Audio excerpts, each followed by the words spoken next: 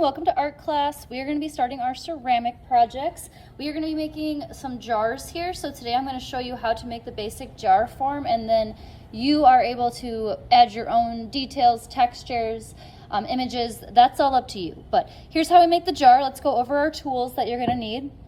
You're going to get a rolling pin, and I will show you where all the supplies are located before we get started with this, so no worries there.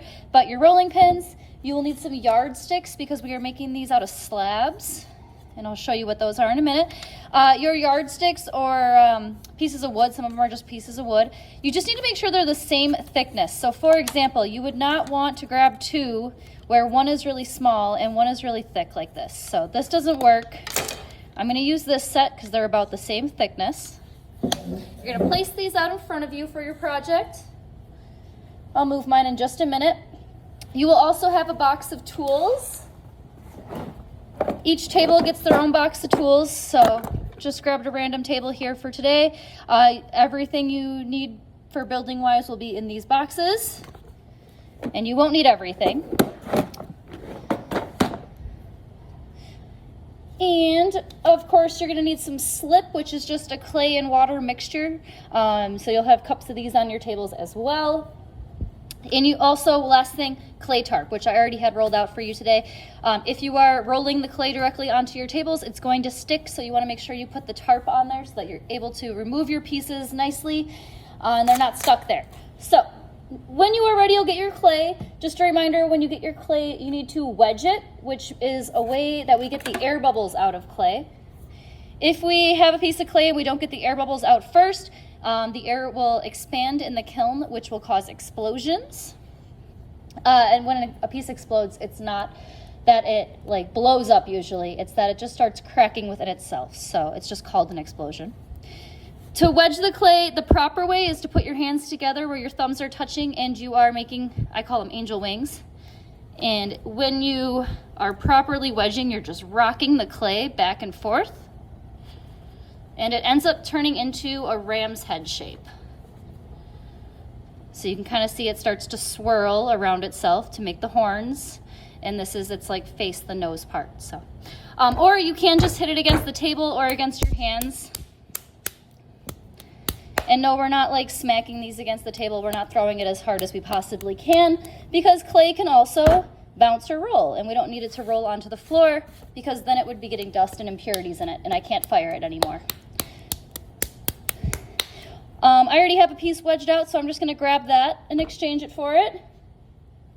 Here we are. This is, I already even started rolling it, my slab. You want to place the rulers or yardsticks, your pieces of wood here, so that the rolling pin sits on top of them, and you are rolling out your slabs. Every couple of rolls, you want to flip it so the clay stays even. It will also make rolling it out a heck of a lot easier. So,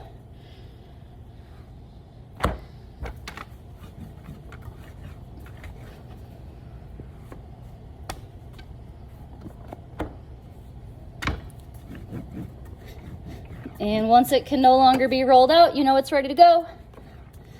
This looks pretty great. I'm going to get rid of the yardsticks at this point. I have pre-cut forms for you all. So you'll grab one of your pre-cut forms. You're going to use one of the pieces of wood, the yardsticks, the rulers, whatever they are here for you guys. Line it up with the edge of the paper. And we're going to cut nice straight lines out. Now, if you try to do this free-handed, you're probably going to mess up. So you definitely want to be using a ruler or a yardstick. You want your lines to be nice and straight. It's going to make adding the bottom and the top a heck of a lot easier. If yours is wobbly now, it's only going to continue to get worse. So spend some time. Craftsmanship counts always. And once I've cut all the edges, I should easily be able to peel it out. And this is going to be the body of my jar. I'm going to take this piece, stand it up, and I'm going to slip and score it together. So on its edges, I need to score. Whenever I want to attach pieces of clay together, I need to score them, which just means make like hashtag marks, X's, lines going back and forth. Rough it up. Clay may stick to itself now, but if you did not score, it's going to fall apart in the kiln. Anytime you want to attach clay to each other, you need to score it. And then you need to add slip. So you can add slip by just dipping your hand in the slip cup and grabbing the slip. You could use a sponge. There's also paintbrushes in the boxes. That's what those are for. So if you want to grab slip with the paintbrushes, you can. And you only need to slip one side. Score both, slip once. Stick them together. You may have a little bit of a gap where they met. To fill that, you just make a tiny little coil. So take some of your extra clay.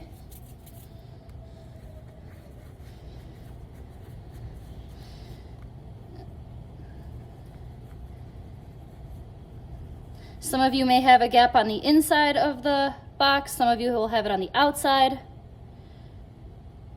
Some of you will have both. So you'll need to make 2 coils. And I'm just gonna add that right in. Because we are blending this so well, you do not need to like slip and score the coil on. And then right now I can actually use my nails to help like blend it in. But you can also use some tools. Some of my favorites are, there's the one sorry. These plastic modeling tools are great. So these are great for helping blend things together. We definitely want to make sure we get rid of that seam. So as you can see, the seam is disappearing on mine. If you have a really big gap on the inside, you're going to want to fix that up as well. I'll fix mine up later. I don't want to waste your guys' time. You then need to make another slab. So I'd have to re-wedge all this clay that I had, which I already have a piece ready to go. And you're going to need to roll out another slab. So grab your yardsticks again. We need 2 more slabs here. Not quite as big as the first one though. You can probably make both with 1 piece of clay. Make this a little bit wider. We need 2 more slabs. 1 will be the top of our jar, 1 will be the bottom.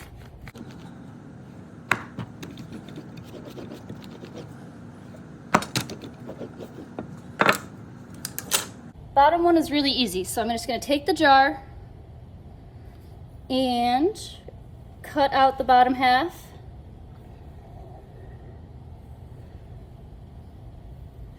It's better if you leave it a little bit bigger, so you might notice I have like a little bit extra on the edges.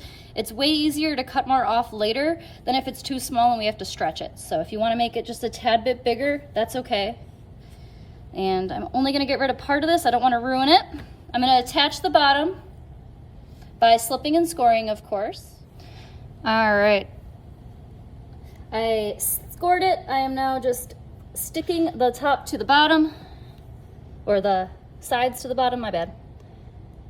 And it can be easier to do this by flipping it upside down. If you didn't make your slab a little bit bigger, you may need to add a coil in between. Mine was a little bit bigger, so I'm kind of just grabbing from that top and blending it downward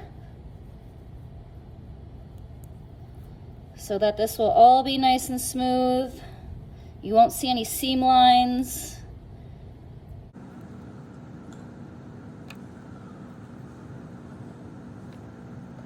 And now I know that's going to stay together for sure. So also want to fix up any extras from the bottom, of course. For the top half, we are going to do the exact same thing again. I didn't ruin that half of the slab so I can make my life easy. Once again, I'm going to flip this over, place it on there, and cut it out one more time. And I am going to slip and score to attach it. All right, I connected both halves, so now it's like a little closed cylinder shape here. I'm going to add all my details, and then I will make another video showing you guys how to cut open so that you have a perfectly fitting lid. But you want to add all your details, all your designs first before you make the lid. As promised, I didn't make you guys wait through and watch me finish my piece off, but I have added all the extra details that I wanted to. I made it sea-themed, as you can tell. And I also drew in a line, so I'd like you to do this part really lightly where you want to cut the top off. So let's talk about cutting the top off. If you have any pieces overlapping the top and bottom, like I do, this little cool starfish and a little plant on the side there, You can go around those.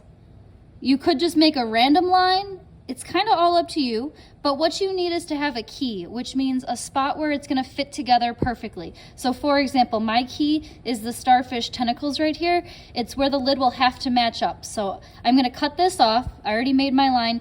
You want to draw the line first so that if you mess up, I could easily just get some slip, kind of go over this and blend the line out. I didn't just carve right through right away because otherwise that would take a lot longer to fix up. So I'm going to start by cutting this then. You want to cut it by taking one of these knife tools. These are the best ones, these really sharp ones. And you want to, just like you're carving a pumpkin, bounce it up and down. You do not want to just pull one like quick slice here because that will pull the clay. It is much better if you can bounce it up and down. It's going to match up the lid and the box better. So I'm going to quick do this and I will be right back after I get this cut out. All right, so I got the top part all cleaned off. All I did was, I'll show you guys with the lid, if there's any extra pieces, for example, like these extra ones that just get pushed in, these are going to be really rough and sharp little jagged pieces once it's fired. So you just want to clean that up. You could scrape them off. I usually just, when I'm scraping, wipe it on my slip cup. Just an easy way to clean the blade, keep things really nice and neat. And then once I have all these like little extra pieces off, they're called burrs. These little burrs, they'll be really rough when they're done. I just took the sponge, which I dipped in the water, the slip, and just took that right around the edge. I don't want to change the shape a lot. I don't want to carve any big pieces off. I want it to match perfectly with my little box here. Make that key a perfect fit. Some areas I had to use my finger, and you can also use in the boxes are paintbrushes. The paintbrushes are meant to help you smooth out areas. So maybe in spots where your finger can't fit or the sponge can't fit, you could also use the paintbrush. Just dip that in slip.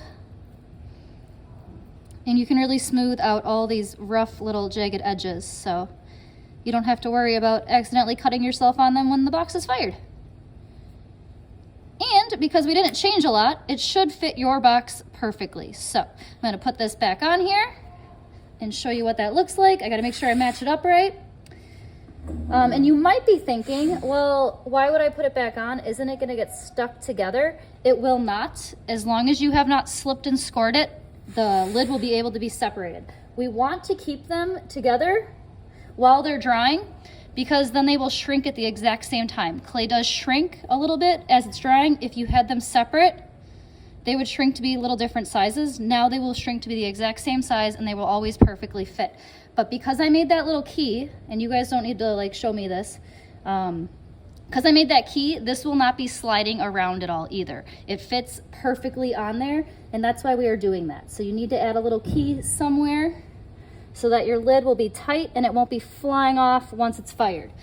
Clearly it wouldn't fly off right now because it's sticky, but once it's fired, we're gonna be glazing them, and the glaze would make it all smooth and shiny, and the top could just get knocked off and slide right off. So thank you guys for watching. I hope you enjoy the lesson, and I can't wait to see your projects. Bye.